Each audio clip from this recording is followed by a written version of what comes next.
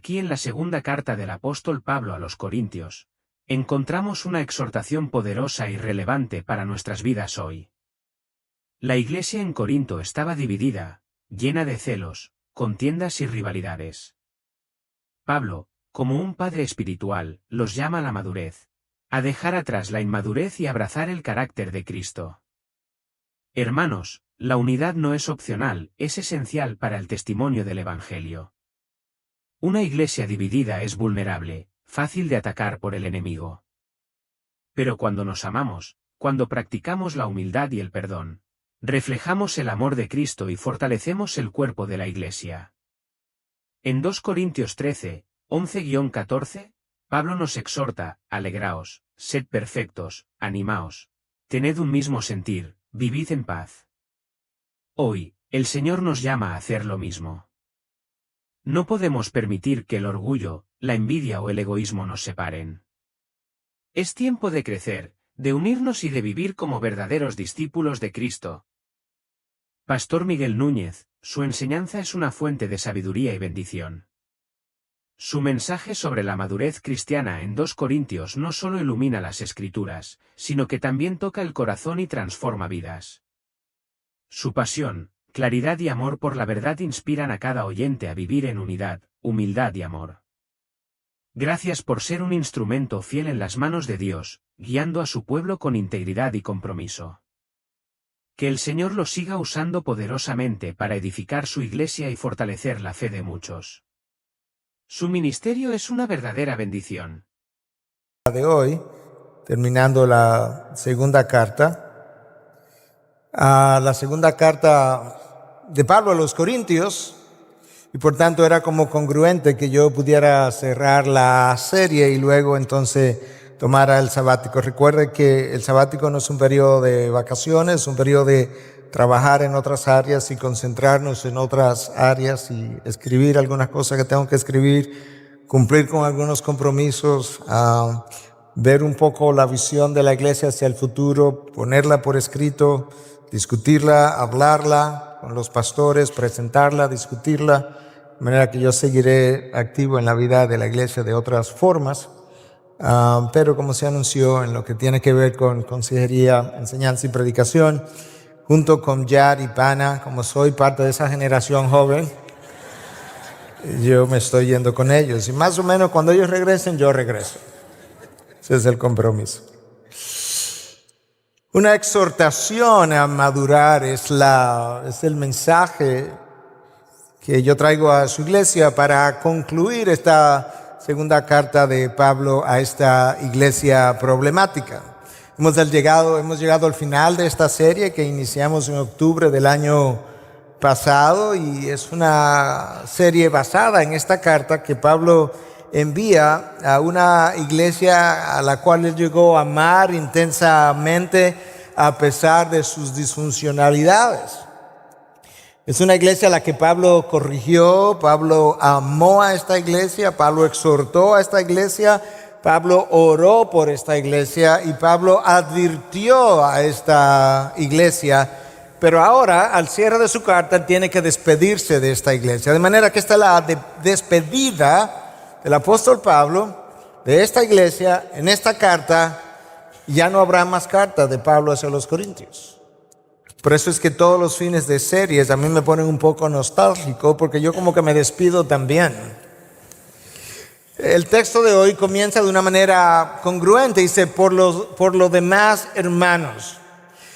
Otras traducciones dicen finalmente, aunque a veces con Pablo hay que tener cuidado, porque a veces dice finalmente y quedan como 3 capítulos todavía. Pero este no es el caso, no es el caso con ellos.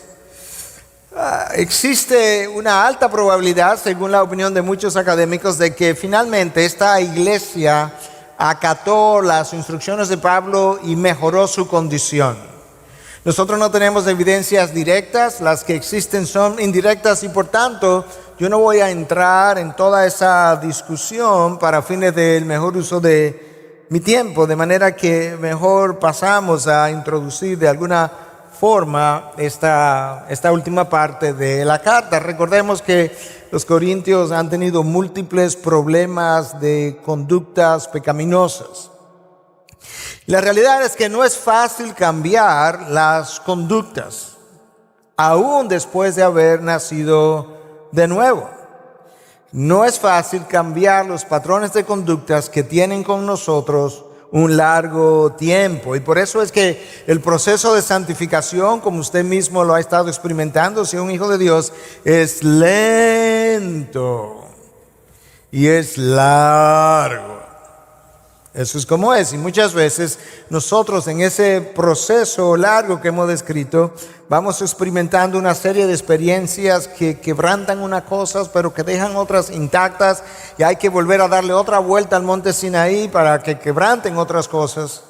Y hay sinsabores y hay decepciones. Y Dios va puliendo cada una de esas cosas. Y eso no ha sido diferente en el caso de la iglesia de Corinto.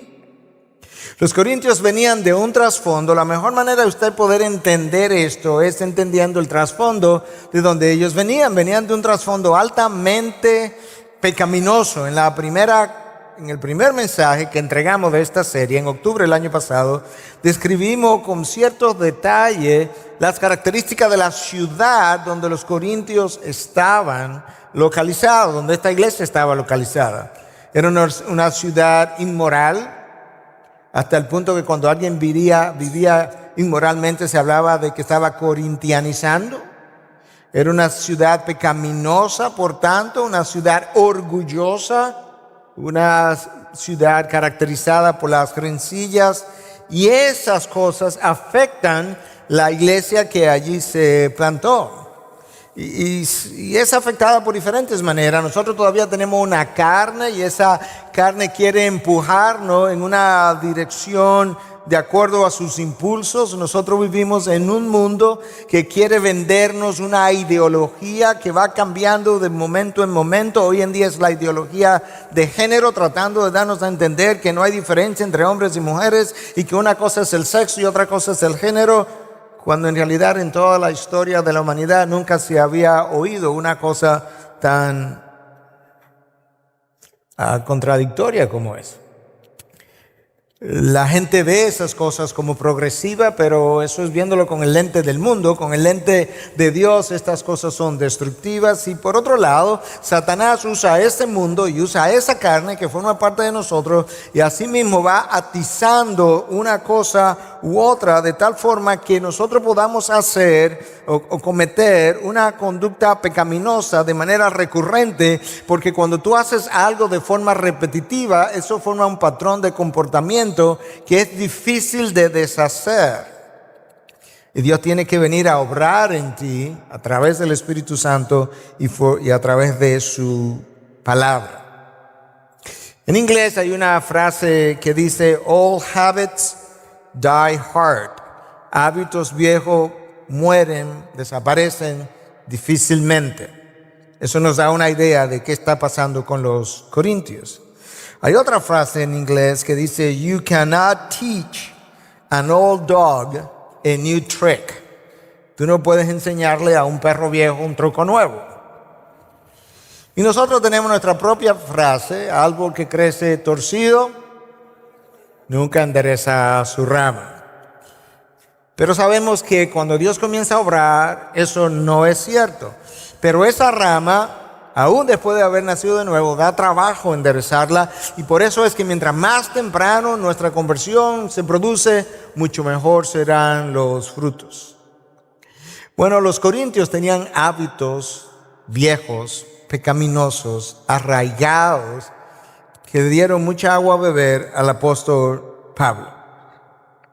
Y yo voy a leer dos versículos que ya yo leí en dos mensajes anteriores, pero la razón por la que lo voy a hacer otra vez es porque forma parte de esta introducción despedida. Introducción a la despedida.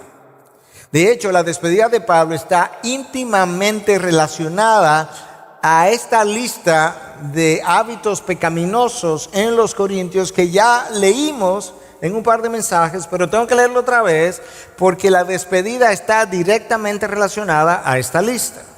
Escucha 2 Corintios 12, 20 y 21, que también está al final de la carta. Porque temo que quizás cuando yo vaya, Quizás haya pleitos, celos, enojos, rivalidades, difamaciones, chismes, arrogancia, desórdenes. Alguien pudiera decir, ¿y eso era una iglesia?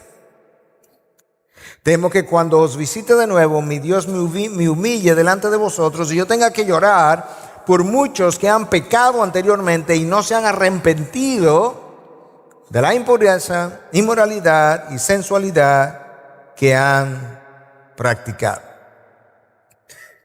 Vamos a leer el texto de hoy en un momento, pero no todavía. Sin lugar a duda que este texto nos puede llevar a conclusiones bastante precisas. Tú lees esos dos versículos y tú sabes que esta era una iglesia dividida porque el texto habla de rivalidades y pleitos. Tú puedes concluir inmediatamente que esta era una iglesia herida porque el texto que leímos habla de celos y enojos. Sin lugar a dudas, era una iglesia agitada porque habla de difamaciones y chismes. ¿Quién puede estar tranquilo en medio de difamaciones y chismes? Era una iglesia orgullosa. Dice que había arrogancia, falta de orden. Dice que habían desórdenes. No podía estar en paz en medio de todo eso que nosotros venimos describiendo. Y sin lugar a duda, había miembros viviendo en inmoralidad también. Y eso es lo que hace que Pablo, cuando le escribe a los Corintios en su primera carta, en su primer capítulo, le llama niños, y le llama inmaduros, y le llama carnales. Palabras que ellos pudieron tomar de manera ofensiva, pero él tenía que confrontarlos. Y es esa lista de pecados que Pablo tiene en mente cuando él escribe esta despedida y los exhorta a vivir de otra forma. Y con eso entonces vamos a leer los versículos del 11 al 14. Por lo demás, hermanos, regocijaos, sed perfectos o maduros, confortaos, sed de un mismo sentir, vivid en paz, y el Dios de amor y paz será con vosotros. Ahí está la relación. Saludaos los unos a los otros con beso santo. Todos los santos os saludan. La gracia del Señor Jesucristo, el amor de Dios y la comunión del Espíritu Santo sean con todos vosotros. Esa despedida es bien corta, parece sencilla, pero está llena de verdades. La despedida tiene 5 exhortaciones o amonestaciones. En la primera parte del capítulo 11, tiene una promesa en la segunda parte del versículo 11. Tiene una instrucción de cómo debieran los cristianos saludarse en la iglesia primitiva, versículo 12. Tiene un saludo de iglesias a la iglesia de Corintios, versículo 13. Y tiene una bendición final, versículo 14. Ahora, nota cómo el apóstol Pablo comienza la despedida cuando dice finalmente, por los demás, ¿qué es lo que sigue? Hermanos. Pablo está asumiendo que esta gente ha sido comprada a precio de sangre, que forman parte de la familia de Dios, que si pueden ser llamados hermanos es por la obra que Cristo hizo en su vida, muerte y resurrección. De manera que este es parte de esta familia disfuncional que Dios está santificando. Ahora, ellos ya eran hijos de Cristo, había gente que no lo eran, pero en conjunto la iglesia está siendo considerada de esa manera porque Pablo le llama hermanos. Ellos tenían que hacer ciertas cosas y hacer ciertos cambios o muchos cambios si iban a reflejar lo que verdaderamente ellos ya eran. Y eso es una de las cosas que el pueblo de Dios necesita entender, y es que cuando Dios me aparta y Él me llama santo, ahora yo tengo que reflejar lo que yo soy. Cuando Dios me hace parte de su familia y me llama nación santa, ya yo soy eso. Sacerdocio real, ya yo soy eso. A mí me toca reflejar algo que ya soy, que está en mi interior, pero que yo no estoy dejando salir. Esa es la diferencia. Yo no llego a ser una nación santa, yo no llego a ser un sacerdocio real. Yo soy eso, está en mi interior, yo tengo que dejarlo salir. Y los corintios no estaban haciendo eso. Entonces Pablo, ayudándoles a ellos a entender cómo puede salir hacia afuera lo que ellos ya son, les da 5 imperativos. Regocijaos, sed perfectos, confortaos, sed de un mismo sentir, vivid en paz. La mayor parte del tiempo que me queda los vamos a emplear en esos 5 imperativos. Porque cuando tú llevas a cabo esas cosas, eso es lo que va a permitir reflejar que esta gente verdaderamente eran hermanos en Cristo.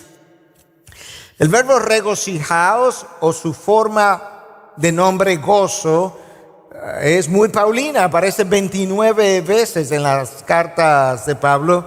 Y el gozo debe ser, escúchame hermano, el gozo debe ser una característica del cristiano. Debe ser algo que marca la vida cotidiana del cristiano, debe formar parte del carácter, dado el entendimiento que él debiera llegar a tener de todo lo que Dios hizo en Cristo y todo lo que continúa haciendo. Ya eso es motivo de gozo. Yo creo que el gozo es la experiencia del Hijo de Dios que confía en Dios, que está caminando con Dios, cuyo caminar está siendo aprobado por Dios, que entiende que no importa la circunstancia en la que él se encuentre, Dios está haciendo algo en él y a través de él. Si tú entiendes ese paquete, por así decirlo, tú puedes tener gozo, tú debes tener gozo. Pero los corintios no podían tener gozo. En medio de lo que yo les describí, no podían vivir en gozo. Y la falta de gozo, yo he llegado a entender a través de los años de experiencia que tú vas acumulando, que la falta de gozo en sí mismo es una piedra de tropiezo. Porque cuando ese gozo no está presente, nosotros comenzamos a imaginar cosas, y usualmente de la carne y del mundo, donde y cómo yo pudiera obtener el gozo que la vida cristiana no me está proporcionando. De manera que una vida de gozo en sí misma es una protección para mi vida de santidad. Yo creo que cuando Dios nos trae a su familia, Él nos da el gozo de su salvación, y de ahí que mucha gente cuando se convierte expresa y está alegre, y algunos le dicen, pero se volvió fanático, otros dicen, perdió la cabeza. No, él con el nuevo nacimiento hay un gozo nuevo que no existía, pero luego hay personas, circunstancias, cosas que nosotros permitimos que nos roben el gozo que ya fue depositado. Pero muchas veces ese gozo se va por nuestra forma de ver la vida. Eso nos roba el gozo. Otras veces el gozo se va por la falta de visión de todo lo que ya Dios me ha dado, de todas sus bendiciones que están frente a mis ojos, pero yo no las veo. Otras veces el gozo se va por nuestra falta de aceptación de las circunstancias en las cuales Dios me ha puesto. Y en vez de gozo tenemos ingratitud y quejas. La mejor manera de vivir en gozo o con gozo es viviendo una vida de obediencia. Y eso no era la experiencia de los corintios. Es imposible vivir en gozo en desobediencia. No difícil, imposible. Mira cómo el Señor Jesús trató de enseñar esto en Juan 15, en el aposento alto, horas antes de él morir. Versículo 10 y 11. Si guardáis mis mandamientos, recuerda esa frase, si guardáis mis mandamientos, permaneceréis en mi amor, así como yo he guardado los mandamientos de mi Padre y permanezco en su amor. Estas cosas os he hablado. ¿Cuáles cosas? Si guardáis mis mandamientos, para que mi gozo esté en vosotros y vuestro gozo sea perfecto. Discípulos, yo les hablo de que guarden mis mandamientos. Y estas cosas yo se les he hablado para que mi gozo esté en vosotros y vuestro gozo sea perfecto. Los corintios no estaban viviendo en obediencia, por tanto no podían vivir en gozo. Y Pablo dice, regocijaos. Una vida de obediencia va a producir una vida de gozo. Y ese es el primer imperativo de Pablo para los corintios. Tienen que salir de eso. Tienen que escudriñar las Escrituras para ver cómo es que el gozo sale de vosotros, un gozo que ya fue depositado en ustedes el día que el Espíritu de Dios vino a morar en ustedes, pero se lo han dejado robar o lo han entregado. Segundo imperativo, sed perfectos. Que otras traducciones lo tienen como sed maduros, lo cual sería apropiado cuando Pablo le llama a los corintios en su primera carta inmaduros o carnales. Sin embargo, de acuerdo a varios académicos y lingüistas, expertos en el lenguaje original, una mejor traducción sería sed restaurados. Y ahí había mucha tela que cortar. Los corintios tenían que ser restaurados en su relación con Dios y tenían que restaurar sus relaciones horizontales, sus relaciones con los demás. De manera que esa es una buena frase, una buena exhortación, un buen imperativo. Ser restaurado. Restaura primero tu relación vertical con Dios para que puedas restaurar tus relaciones horizontales. Y eso tiene todo el sentido del mundo cuando tú recuerdas la lista de pecados del capítulo 12 que yo te leí, que te dije que no la olvidaras, porque esa lista tiene pleitos y rivalidades. Nosotros no podemos estar peleando con el hermano y estar en gozo al mismo tiempo. Tenemos que enmendar esa relación. De hecho, la frase ahí traducida como sed restaurados, algunos entienden que pudiera ser traducida como sed enmendados, como los discípulos que estaban enmendando las redes porque estaban rotas. Esta sería la condición. Los corintios tenían una relación vertical con Dios rota, una relación horizontal con los hermanos rota. Enmienden eso. El texto que leímos también del capítulo 12 habla de difamaciones. Nosotros no podemos difamar al hermano y pensar que experimentaremos gozo al mismo tiempo. Es imposible. Yo necesito enmendar lo dañado, enmendar la reputación del hermano dañado y enmendar la relación, lo cual ellos no habían hecho con el apóstol Pablo, a quien ellos habían dañado. La lista habla de celos, de envidia. Nosotros no podemos experimentar celos y envidia porque Dios le haya dado a unos dones, talentos, oportunidades, inteligencia, lo que tú quieras, a una personalidad atractiva, charming, y a mí no, porque fue Dios que lo hizo. No puedo experimentar eso, yo debiera celebrar eso que Dios hace en otros, y yo no puedo tener esos celos y envidia al mismo tiempo estar en gozo. No puedo guardar resentimiento y guardando resentimiento pensar que soy maduro emocionalmente o espiritualmente, porque esas dos cosas son contrarias. Y Pablo está diciendo: enmienden sus vidas, enmienden sus relaciones, sed restaurados. Y el camino de la restauración o de enmendar es el arrepentimiento. Los corintios habían dañado mucho y tenían mucho que enmendar, tenían mucho que restaurar. Ahora piensa por un momento, si tú estás aquí, ¿verdad?, escuchando y dices: bueno, pero yo no soy de esa iglesia. Gracias a Dios. ¿Hay algo que enmendar en tu vida? ¿Algo en tu vida personal, ahí en el interior de tu corazón, que solamente Dios sabe y que tú no has comunicado a nadie más? ¿Hay algo en tu vida de matrimonio que enmendar, que te está frenando para ir a consejería y enmendar eso? Algo que tú no quieres que se sepa. Hay una imagen que estás cuidando, hay una reputación que estás cuidando. Hay algo que enmendar en tus relaciones con los hermanos, en la fe, con el vecino, en el lugar donde vive. Hay algo que dejaste atrás, que lo dejaste dañado y todavía Dios lo ves. Si hay algo que yo he aprendido, hermano, es que cuando nosotros dañamos algo y no lo reparamos y no lo enmendamos y seguimos adelante pretendiendo que no lo hemos dañado, eso es como dañar la zapata de un edificio, pretender que no la dañamos, seguir construyendo y esperar que el edificio se derrumbe. Porque eso sería lo natural. No puedo seguir adelante sin enmendar lo que yo he dañado. Los corintios habían dañado su relación con Pablo, como yo mencioné. Ellos tenían que enmendar eso. Pablo está tratando de enmendarla. Pablo le está diciendo incluso, hazme espacio en tu corazón. Y eso no querían hacer por un tiempo, aparentemente. Si ellos verdaderamente querían contar con el favor de Dios, tendrían que enmendar su relación con Pablo, unos con otros. Habían pleitos y rivalidades, celos, envidia.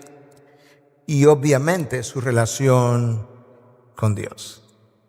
Como dijimos, la frase sed perfectos es la Biblia de las Américas. Sed maduros es como aparece en otras versiones. Y sed restaurados es como lingüistas entienden que probablemente debiera traducirse. Pero si tomamos el sed maduros, lo cual es perfectamente posible, dicha traducción, y congruente con la inmadurez de los corintios, entonces nosotros pudiéramos pensar, cuando Pablo dice sed maduros, ¿qué pudiera él estar pensando de individuos que son maduros o de iglesias que son maduros o de los miembros de una iglesia? ¿Cómo visualizaría Pablo hermanos maduros de una iglesia madura? Sabemos siempre que en las iglesias hay hermanos maduros y hermanos inmaduros porque estamos en diferentes etapas de santificación y unos tienen un mes de haber nacido de nuevo y otros tienen 35 años. Pero esto nos va ayudando, porque si yo sé a qué debo aspirar, esas cosas a las que yo debo aspirar se constituyen en motivo de oración para mí. Y yo voy a permitir, haciendo uso de otras cartas, pero del mismo Pablo, poderle decir cómo yo entiendo que Pablo estaba pensando cuando le dice, sed maduros. Porque obviamente Pablo, Pedro, Juan, ninguno de ellos podía dar todos los detalles en cada versículo, porque harían una Biblia de volúmenes y volúmenes y volúmenes, imposible de llevar a ningún lugar. Entonces frases tienen como grandes enseñanzas, y una de esas frases es sed maduros. Bueno, yo te voy a decir a partir de cartas del apóstol Pablo cómo él entiende que miembros maduros de una iglesia madura se comportarían. Amaos unos a otros. Romanos 12:10. Pablo entiende que miembros maduros hacen eso. Pero los corintios no pueden porque habían rivalidades. Viven en armonía unos con otros. Romanos 12:16. Pero era imposible porque así vivían con pleitos. Se amonestan unos a otros. Romanos 15:14. Improbable que así iba a ocurrir porque no había humildad. Y para amonestarnos unos a otros hay que ser humilde para ir con humildad a amonestar y luego tener la humildad para recibirla. Se aceptan unos a otros. Romanos 15:7. Muy difícil si no hay amor. Y claro que ellos no se amaban. Se preocupan unos por otros. 1 Corintios 12:25. ¿Cómo me voy a preocupar si no estamos unidos? Se animan unos a otros. 2 Corintios 13:11. ¿Y cómo si no tenían gozo? Se sirven unos a otros. Gálatas 5:13. Jamás, en medio de difamaciones, ¿cómo tú le sirves a otro? Son pacientes unos con otros. Efesios 4:2. Nunca. En medio de enojo, ¿tú has visto a alguien enojado y paciente? No creo. Se perdonan unos a otros. En medio de la arrogancia de Corinto, imposible. El orgullo no lo permite. Se someten unos a otros. Efesios 5:21. No, porque ese era el problema, que uno decía que era de Pablo, el otro de Pedro, el otro de Cefa, otro dice, no, yo de Jesucristo y no me someto a nadie. Se aconsejan unos a otros, Colosenses 3:16. Sin conocer la palabra no se puede, y esta gente no conocía la palabra. Quizá la conocía mentalmente, pero no en su corazón. Se edifican unos a otros, 1 Tesalonicenses 5:11. En medio de chismes, ¿se van a edificar? Nunca.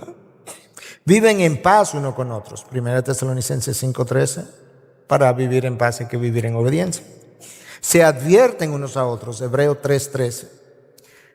No se podían advertir en otro porque ahí no se sabía quién estaba peor y quién estaba mejor. Se motivan unos a otros. Hebreos 10:24. Eso requiere ausencia de celos y envidia. Wow, hermano, qué bueno ese don que Dios ha puesto en ti.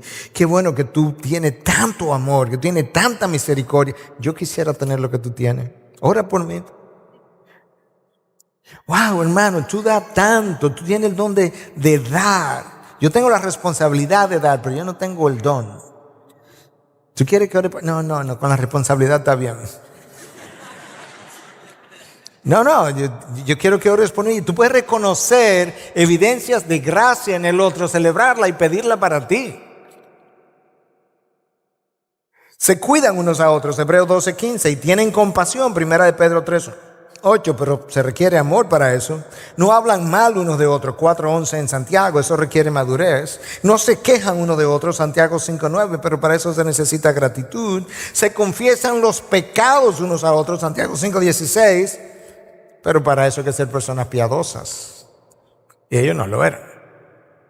Por eso que Pablo está diciendo, ser maduros. Esto es como una iglesia y miembros maduros lucen y se comportan. Ellos no podían hacer eso en medio de pleitos, rivalidades, celos, arrogancia, desórdenes. No, imposible. Tercer imperativo, confortaos.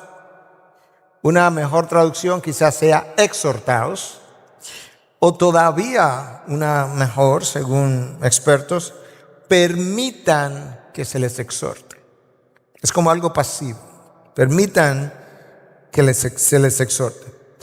Una de las características de una iglesia o miembros maduros es que ellos son capaces de exhortarse unos a otros. La exhortación es una palabra de ánimo con la intención de persuadir a alguien, pero esa es la misma palabra para amonestación. Si usted busca sinónimos de exhortación, amonestación. De manera que Pablo está diciendo, Corintios, en medio de estos problemas que ustedes tienen, amonéstense unos a otros. Eso es exactamente lo que Pablo le dice a la iglesia de los romanos en un momento dado. Yo sé que ustedes son capaces de enseñarse y amonestarse unos a otros. Bingo, eso es una iglesia madura. Pero a veces la exhortación no es bien recibida, no es deseada. Y cuando yo sé que alguien me puede exhortar, si el pastor Luis que está aquí me puede exhortar, yo tiendo a alejarme del pastor Luis. Y ahora cuando yo le hola Luis, ¿cómo estás? Bien, pero ven acá. No, estoy ocupado, vengo después. O a veces levanto barreras de manera que el otro siente que como que no me puede llegar. O desarrollo el síndrome del puercoespín. Me hace, wow. Entonces esa persona vive tranquila con su estilo de vida y forma. Nadie se atreve a acercarse porque tú no quieres pullarte con las espinas del puercoespín. Para ser exhortados y amonestados mutuamente, ¿qué yo requiero? Humildad. Pero Pablo dice que aquí hay arrogancia. El poder exhortarnos unos a otros requiere confianza mutua. Que yo pueda tenerte confianza. Y no podía haber confianza en una iglesia dividida, peleados, con celos. Esa palabra traducida como exhortados, como decía, puede implicar dar ánimo a alguien con la intención de persuadirlo de un curso de acción. También algunos traducen esto como confortados porque hay veces que la traducción permite diferentes acepciones. Si la tomamos como confortados, bueno, el confortarnos unos a otros nos ayuda porque nosotros podemos atravesar, cuando hacemos eso, situaciones difíciles porque contamos con el apoyo de mi hermano, el estímulo, el llanto mutuo de esta circunstancia por la que yo estoy atravesando. La mejor defensa de una iglesia, si te puedes llevar esto como la única enseñanza de lo que yo me acordé en el sermón de hoy, yo estaría contento. La mejor defensa en contra del enemigo de una iglesia es la unidad. Porque la iglesia dividida es altamente vulnerable. Esa es la razón por la que Dios en su palabra, permítame la expresión coloquial, pega el grito al cielo en contra de la división. Más de una vez a lo largo de toda la revelación bíblica. Una iglesia dividida es presa fácil del enemigo. La unidad de la iglesia es la mejor defensa de dicha iglesia en contra del enemigo. Cuarto imperativo se cae de la mata con relación a todo lo que hemos dicho. Sed de un mismo sentir. Eso es exactamente lo que ellos no eran. No eran y nunca habían sido. Primera de Corintios 1:10, escucha. Os ruego, parakaleo, es el lenguaje en el original. Cierta intensidad existe detrás de esa palabra. Hermanos, son hermanos, por el nombre de nuestro Señor Jesucristo, que todos os pongáis de acuerdo. No lo eran antes ni lo estaban ahora. Y que no haya divisiones entre vosotros, sino que estéis enteramente unidos en un mismo sentir y en un mismo parecer. La expresión ser de un mismo sentir viene de una frase que significa ser de una misma mente. Si nosotros tenemos la mente de Cristo revelado en su palabra, si nosotros tenemos el Espíritu Santo morando en nosotros que escudriña aún los misterios de Dios, entonces nosotros debiéramos ser capaces de ponernos de acuerdo en lo que significa ser de un mismo sentir. Ahora escúchame, eso no dice, el ser de un mismo sentir, no dice que siempre estamos o somos de la misma opinión, no. Quizás en estilos de vida, de cómo criar o disciplinar, quizás hay diferencias de opiniones. En otras áreas, quizás hay diferencias de opiniones. Pero nosotros podemos tener diferencias de opiniones y todavía ser de un mismo sentir. Todavía ser de un mismo propósito y ser de una misma mente. Algunas cosas prácticas que se van a requerir porque Pablo dice, sed de un mismo sentir, coma y sigue. Pero el que no se detiene a reflexionar y no conoce el resto de la revelación de Dios, quizá no tenga tan claro cómo yo llego a ser de un mismo sentir. Si la unidad es la clave, o la parte más importante, o la defensa cardinal contra los ataques del enemigo en una iglesia, entonces, pastor, yo quisiera entender cómo hacemos eso. Bueno, en primer lugar, va a requerir que nosotros hagamos las cosas como Dios lo haya revelado. De manera que siempre trataremos de ver lo que Dios ha revelado. En segundo lugar, implica que vamos a hacer siempre el mejor esfuerzo de orar y pedirle a Dios que nos ayude a entender lo que está en el tapete para fines de nuestras decisiones y nuestra vida de iglesia. El ser de un mismo sentir es una de las características de todo cristiano maduro e iglesia madura que ha llegado a entender estas cosas. Y por tanto no es egoísta y por tanto ha aprendido a ser humilde. El ser de un mismo sentir no es cosa fácil. Una vez más, eso no implica que estaremos de acuerdo en todo. No. Implica que estamos caminando en una misma dirección, tenemos un mismo propósito y estamos uniendo las fuerzas en un mismo sentido. Eso es lo que se requiere. Ser de un mismo sentir, de una misma mente, es ser de un mismo propósito. Porque si somos de un mismo propósito, todos estaremos empujando la carreta, valga la ilustración, en la misma dirección y no en direcciones contrarias. Pablo estaba hablando a los corintios que estaban divididos, que no tenían una humildad, y la humildad es una condición clave, está en la base de lo que implica ser de una misma mente, de un mismo sentir. Yo no puedo ser egoísta y ser de un mismo sentir. La mente egoísta con la que nosotros venimos al reino de los cielos tiene que ser reemplazada por la mente humilde del Espíritu. La persona que nos manda en su palabra a ser de un mismo sentir, de una misma mente, de un mismo propósito, es la misma persona que nos dice, aprended de mí que soy manso y humilde, y escucha el resto, que es lo que nos olvida siempre, y encontraréis paz para vuestras almas. La falta de paz en mi interior frecuentemente es básicamente la presencia de falta de humildad y falta de mansedumbre en nosotros. Cristo dice, yo tengo la clave, sed como yo, manso y humilde. La paz es el resultado de eso. La humildad es el resultado de habernos evaluado y ver que yo no soy tan bueno como yo pensaba. Y volverme a evaluar y ver que yo soy peor de lo que yo creía. En segundo lugar, la humildad es el resultado de vivir pensando en el bien del otro. Eso es lo que Pablo instruye a los filipenses que debieran hacer. Dice que en 2:3 de Filipenses, que con actitud humilde, nota cómo él arranca, cada uno de nosotros considere al otro como más importante que a sí mismo. Si somos el pueblo de Dios, yo no llego a ser el pueblo de Dios, ya yo lo soy. Si me llamaron a anunciar sus virtudes, no es porque el Espíritu Santo no puso esas virtudes dentro de mí, ya yo las tengo, es que yo no las dejo reflejar.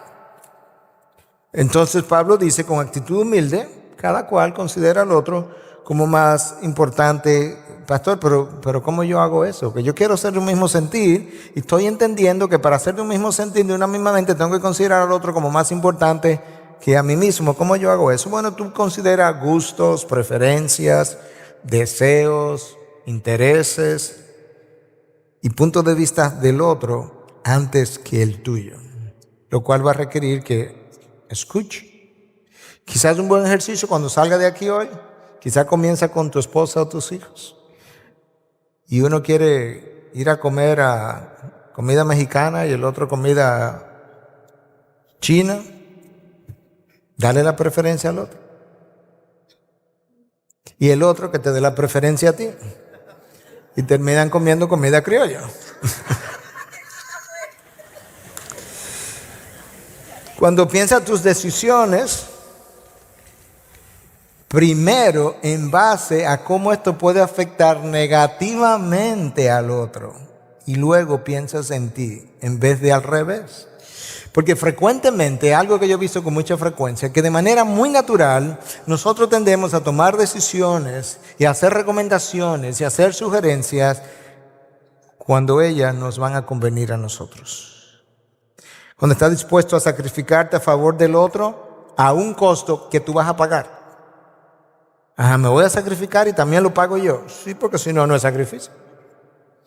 Si me voy a sacrificar y lo va a pagar el otro, entonces el otro que se está sacrificando. Si nosotros logramos vivir de esa manera, hacer de esa manera, el quinto imperativo, le dije que iba a pasar la mayor parte de mi mensaje en los imperativos, es como una consecuencia natural: vivid en paz. Cuando Pablo manda a los Corintios a vivir en paz, él sabía lo que se requería. Tú tienes que practicar el amor ágape en aras de la unidad, y esa unidad es lo que te permite vivir en paz. La unidad es mucho más fácil, o es el resultado, cuando tiene mansedumbre y humildad. Aprended de mí que soy manso y humilde, y encontrarás paz para tu alma. Bueno, es lo mismo que yo estoy diciendo aquí. La unidad te permite vivir en paz. El cristiano maduro, que es donde Pablo quiere que ellos lleguen, ser maduros, él va a la milla extra por el hermano. ¿Por qué, pastor? Por amor. No porque él se lo merece, no porque él me hizo un favor anteriormente y ahora no me atrevo a decir que no. No, porque yo amo a mi hermano. El cristiano maduro no toma en cuenta el mal recibido. Él lo perdona de manera automática. No tiene ni siquiera que pasar un día para eso. Es que él está perdonado tan pronto me ofendió. De hecho, lo amo tanto que trato incluso de no ofenderme por cosas que sí son ofensivas. ¿Me entendió ese trabaleo? Ok. Tú puedes decir, sí, eso fue ofensivo, pero yo no me ofendí. El hermano que ama así perdona las faltas por amor y está dispuesto a comenzar de nuevo otra vez, a comenzar de nuevo la relación, lo que sea, otra vez. ¿Por qué? Por amor. Eso es lo que Pablo le escribe a los Colosenses. Escúchalo en 3:12 al 15. Revestidos de tierna compasión. Nosotros los hombres no hablamos así. ¿Tierna compasión? Diríamos, eso está muy girly, muy de mujer. Bondad, humildad, mansedumbre y paciencia, soportándonos unos a otros. O sea, tengo que soportarte encima de todo. y perdonándoos unos a otros. Si alguno tiene queja contra otro, como Cristo os perdonó, así también hacedlo vosotros. ¿Tiene una queja contra el hermano? Pues perdónalo como Cristo te perdonó y sopórtalo. Ajá, pastor, que lo perdone y lo soporte. Sí, es las dos cosas. Y sobre todas estas cosas, todavía me van a pedir más. Y sobre todas estas cosas, vestíos de amor, que es el vínculo de la unidad. Esta gente está dividida porque no se aman. Tú te divides con el hermano porque no lo amas. Vestíos de amor, no es que te ponga el uniforme simplemente, es que tu piel, tu uniforme sobre el esqueleto tuyo sea el amor. Y que la paz de Cristo, claro, porque ya si se produce lo otro, este es el resultado, y que la paz de Cristo reine en vuestros corazones, a la cual en verdad fuiste llamado en un solo cuerpo, y ser agradecidos, eso es. Si no estoy agradecido, yo no puedo estar unido, porque siempre voy a encontrar falta con el hermano. Es raro encontrar una carta de Pablo donde él de una u otra forma no llame a la unidad y a la humildad. Muy raro, de alguna manera, porque él sabe dónde está el meollo del asunto. Y la división es clara cuando es externa o un grupo se va o algo así, pero la mayoría de las divisiones no son así. La mayoría de las divisiones son internas. Como cuando hijos no quieren obedecer a sus padres o a sus figuras de autoridad y dicen que sí, pero no lo hacen. O cuando una esposa no se quiere someter al liderazgo de su esposo y boicotea sus decisiones, pero de manera callada. De manera que las divisiones muchas veces son más internas que externas. Y entonces desarrollamos una actitud negativa. El mundo tiene mucha sabiduría. Yo comencé con un par de refranes en inglés que traduje. Mira este otro refrán de la historia. El emperador Julio César decía, el que divide vence. There you go. Como dicen en inglés. El que divide vence. Satanás sabe, yo ni siquiera tengo que procurar la victoria. Yo lo que tengo que procurar es la división. Porque cuando tú divides, ellos se matan ellos mismos. Y yo ni siquiera tengo que hacer absolutamente nada. En el reino de los cielos nosotros tenemos que pensarlo de esta forma. El que ya fue vencido, que es Satanás, trata de dividir al pueblo de Dios que ya está unido. El vínculo de la paz, en Efesios se nos dice que lo preserven, no que lo formen. Nosotros fuimos unidos por el Espíritu Santo que viene a morar en nosotros. Yo tengo que deshacer eso para no estar así. ¿Y cómo yo hago eso? ¿Cómo yo puedo permanecer, o mejor dicho, cómo Satanás puede dividir al pueblo que ya fue unido con el Espíritu Santo? Bueno, lo hace a través del orgullo, del egoísmo, del enojo, de la falta de perdón, resentimiento, de celo, envidia, como ya estuvimos viendo. Ahora escucha hacia el final ya un comentario de William Barclay cuando escribe comentando acerca de la carta a los filipenses que Pablo envió, porque esto es importante. El peligro que amenazaba a la iglesia de Filipo fue la desunión. Hay un sentido en que ese es el peligro de cada iglesia sana. El peligro mayor, dice Barclay, escucha, es cuando la gente tiene pasión. Queremos tener pasión. Cuando sus creencias son realmente importantes. En ese momento es cuando ellas están más propensas a pararse una contra la otra. Es contra ese peligro que Pablo quiere salvaguardar a sus amigos. No queremos que nadie pierda su pasión por las cosas de Dios. No queremos que nadie pierda el sentido de importancia que verdaderamente tienen las cosas de Dios. No es eso que estamos diciendo. Lo que queremos es que como esas cosas son importantes y como esas cosas tienen fuerza, que la humildad y la mansedumbre y el amor ágape nos revista de tal manera que esas cosas no nos hagan levantar uno contra otro. ¿Me entendieron? A eso que Pablo está apuntando. Y déjame entonces ahora, habiendo cubierto los imperativos en un par de minutos, ver rápidamente cómo Pablo cierra. Versículo 11, y el Dios de amor y paz será con vosotros. Alguien pudiera decir, pastor, por un momento, ahí dice Pablo que si ellos hacen esto, Dios será con vosotros. ¿No está Dios con nosotros siempre? Sí, en un sentido. Dios no solamente está con nosotros, Dios está con el incrédulo todo el tiempo, porque Dios es omnipresente en un sentido geográfico.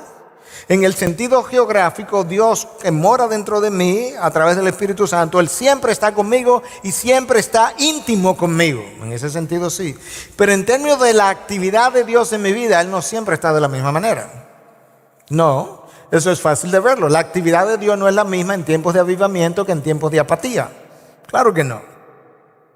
De manera que Dios siempre está con su pueblo, pero en términos de actividad no está igual todo el tiempo con todo el mundo. Dios no está de la misma manera con el cristiano de mucha fe y de fe extraordinaria que con el creyente de poca fe. Hay un sentido en que Él está en Cristo permanentemente unido, salvo para siempre, y que nada se lo puede quitar. Y eso es digno de celebración. Pero en términos de la actividad de Dios en la vida, claro que hay cosas que determinan una cosa o la otra. Dios no está en actividad de la misma manera con el cristiano que vive en obediencia que con el cristiano que vive en desobediencia. Dios no está de la misma manera con un cristiano que tiene una vida de oración intensa que con el cristiano que nunca ora. Ambos van a ser salvos, pero ambos tienen experiencia en su paso por este mundo muy distinta. Todo creyente es amado, ha sido amado, será amado por Dios todo el tiempo de la misma manera. Y todo creyente tiene paz para con Dios en Cristo Jesús de la misma manera todo el tiempo, inalterable. Literalmente. Pero en términos de la actividad de Dios en cada creyente, varía de mí cómo yo estoy caminando. No todo creyente experimenta el amor de Dios, el amor que Dios le está dando. No todo creyente experimenta el amor de Dios de la misma manera. Y ni todo creyente lo experimenta de tal forma que el amor de Dios lo desborde para dárselo a otro. No. Pero el que camina en obediencia, el que camina en humildad, el que camina en unidad de espíritu, tiene una experiencia de ese amor de Dios de tal manera que el perfecto amor de Dios le echa fuera todo temor. Pero depende de una experiencia. Porque no todo el mundo vive así. Que el Dios de paz, bueno, todo cristiano tiene paz para con Dios por medio de Cristo Jesús, pero no todo creyente vive en paz. Esa es la realidad. Eso depende de mi relación con Él. Aquellos cuyos corazones son enteramente suyos, Él tiene sus ojos puestos en ellos. Decía este comentarista que cuando el cristiano vive en paz, él refleja el carácter del Padre y ellos reciben la bendición de la presencia del Padre cuando vive en paz. Finalmente, veamos el distintivo del saludo cristiano: saludados unos a otros con un beso santo. Esa es una costumbre más o menos común en Medio Oriente al día de hoy, pero usualmente era más típico de entre familiares, gente que se conocía muy cercanamente. Pero Pablo ahora aparentemente está diciendo: la comunidad cristiana, como es una familia, entonces como somos familia, nos vamos a saludar de esa manera, con un beso. Pero recuerden, hermano, que es un beso santo. De manera que ese calificativo ahí de santo nos ayuda a entender la intencionalidad con la cual yo debo ir a besar a ese hermano o hermana. Ese saludo debe reflejar la santidad de Cristo que mora en nosotros. Ahora mira la preocupación de hermanos de otras iglesias por esta iglesia inmadura. Todos los santos os saludan. Aunque no sabemos específicamente a qué iglesia él se estaba refiriendo, lo más probable, prácticamente todo el mundo concuerda, que Pablo está hablando de las iglesias de Macedonia, que era por donde él andaba antes de llegar a Corinto por tercera vez. Berea, Tesalónica, Filipo, probablemente se está refiriendo a ellos. Estas iglesias le están saludando. Saben de sus problemas, pero le están saludando. Y el sello final de la carta: la gracia del Señor Jesucristo, el amor de Dios y la comunión del Espíritu Santo sean con todos vosotros. Una alusión clara a nuestro Dios trino. La gracia de Cristo que me salvó, el amor de el Padre que me eligió y la comunión del Espíritu que vino a morar en mí y me ha unido a otros hermanos, que sea con cada uno de vosotros. Hermanos, tú y yo somos el pueblo de Dios. Como somos el pueblo de Dios, Dios nos ha dado una función, una misión. ¿Cuál es? Anunciar sus virtudes. Fuimos sacados de las tinieblas a su luz admirable para anunciar sus virtudes. Él depositó el Espíritu Santo con todas sus virtudes en nosotros. Déjalo salir. Deja que el carácter de Cristo, representado por el Espíritu Santo que mora en ti, deja que salga en el hombre nuevo. De manera que tú y yo podamos confortarnos unos a otros, exhortarnos y amonestarnos unos a otros. Que tú y yo podamos regocijarnos el uno con el otro. Que tú y yo podamos ser de un mismo sentir, de una misma mente, de un mismo propósito. Que tú y yo podamos celebrar y vivir en paz todo el tiempo. Que nosotros podamos ser una familia impenetrable por el enemigo, porque nos sentimos unidos en Cristo Jesús, por encima de toda carnalidad, de toda mundanalidad, de todo propósito mundano y humano. Por encima de todo, tenemos un Señor al cual respondemos. Vístete de humildad, de mansedumbre, para que la gracia del Señor Jesucristo, el amor de Dios y la comunión del Espíritu sea con cada uno de nosotros en Cristo Jesús. ¿Eres el pueblo de Dios, sí o no? Amén. Ponte de pie y vamos a cantarlo, que nosotros somos el pueblo de Dios. Y vamos a anunciar a nuestro Dios en palabras y con nuestras vidas, hasta que Él